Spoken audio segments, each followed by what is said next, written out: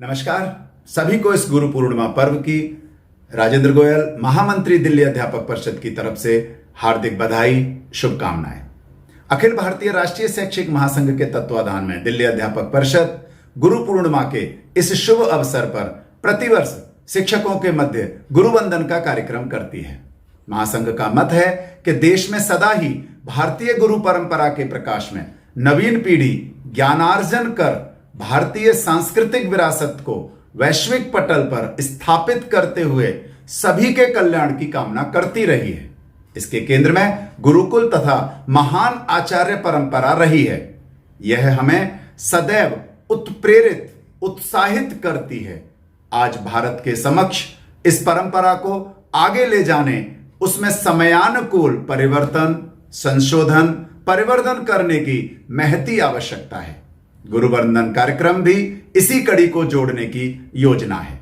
यह दिन महाभारत के रचयिता कृष्णदेवराय व्यास का जन्मदिन भी है। वे संस्कृत के प्रकांड विद्वान थे और उन्होंने चारों वेदों की भी रचना की थी। इस कारण उनका नाम वेद व्यास भी पड़ गया। उन्हें आदि गुरु कहा जाता है और उनके सम्मान में गुरु पूर्णिमा को व्यास पूर्णिमा के नाम से भी जाना जाता है। गुरुर्ब्रह्मा गुरुर्विष्णु गुरुर्देवो महेश्वरः गुरु साक्षात परब्रह्म तस्मै श्री गुरुवे नमः। शास्त्रों में गु का अर्थ बताया गया है अंधकार या अज्ञान और रू का अर्थ किया गया है प्रकाश की ओर, अर्थात अंधकार को हटाकर प्रकाश की ओर ले जाने वाले को गुरु कहा जाता है। गुरु वही है जो हमारा सच्चा पथ प्रदर्शक हो, हमारे उद्देश्य व आदर्श की साक्षात मूर्ति हो तथा हमारे कार्य का साकार स्वरूप हो। सामान्यतः किसी कार्य को करते समय मनुष्य अपने स्वार्थ का विचार करता है। इसी कारण कभी कभी हम प्रश्न कर बैठते हैं कि इस काम को करने से हमें क्या लाभ होगा। अयम निज परो वेति गणना लघु चेतसाम उदार चरिता नाम तू वसुदैव कुटुंबकम। तेरा मेरा करने वाले लोगों की सोच उन्हें बहुत कम दे पाती है, परंतु जो व्यक्ति सभी का हित सोचता है, उदार चरित्र का होता है, पूरा संसार ही उसका परिवार हो जाता है। यह भाव गुरु के अंदर पूर्ण रूप से विद्यमान होता है। गुरु की भूमिका भारत में केवल आध्यात्म या धार्मिकता तक ही सीमित नहीं रही है। देश पर राजनीतिक विपदा आने पर गुरु ने देश को उचित सलाह देकर विपदा से उबारा भी है।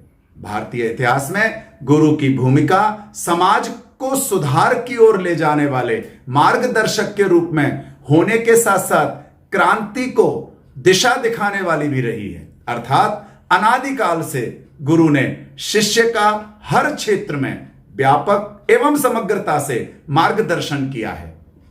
गुरु संपूर्ण जीवन हमारे साथ रहकर धीरे धीरे हमें सांसारिक जीवन से साधना पथ की ओर मोड़ता है।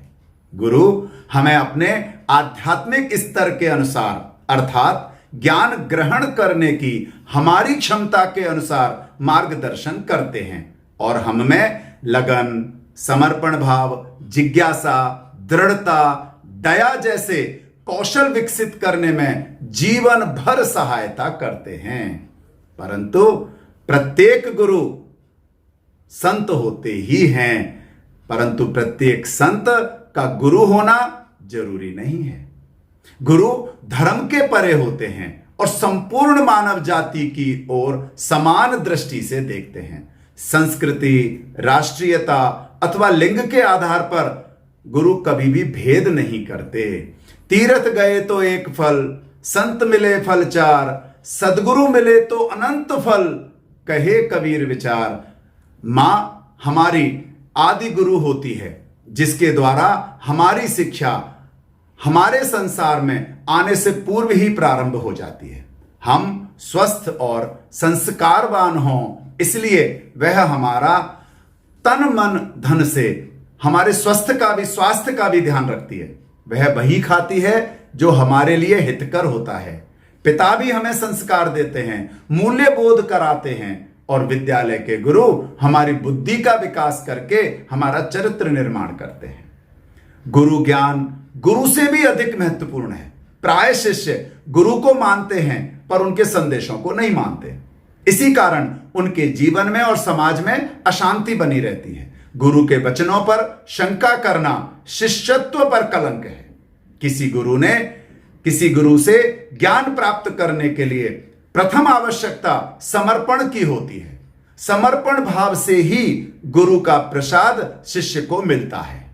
शिष्य को अपना सर्वस्व श्री गुरुदेव के चरणों में समर्पित कर देना चाहिए। इसी संदर्भ में यह उल्लेखित भी किया गया है कि यह तन विष की वेलरी और गुरु अमृत की खान, शीश दिया जो गुरु मिले तो भी सस्ता जान। इसी प्रकार मन को एकाग्र किए बिना श्रद्धा का जागरण कभी हो ही नहीं सकता, ज्ञान प्राप्त हो ही नहीं सकता। शिक्षक को आदर देना शिक्षक के लिए नहीं, हमारे लिए आवश्यक है। शिक्षक की बुराई करने पर हानि शिक्षक की नहीं होती, हमारी होती है। शिक्षक का सम्मान विद्यार्थी को श्रेष्ठ बनाता है। गुरु को देखते ही अपना पूरा शरीर सोचे बिना ही उनके चरणों में झुक जाता है। 3 पात्र, बोतल, परात और बाल्टी, बरसात आने पर हमने छत पर रख दिए। हम क्या देखते हैं कि बोतल जिसकी गहराई तो है परंतु मुंह बहुत छोटा है, पानी नहीं आएगा। परात जिसका मुंह बहुत बड़ा है परंतु गहराई नहीं है, पानी बाहर निकल जाएगा।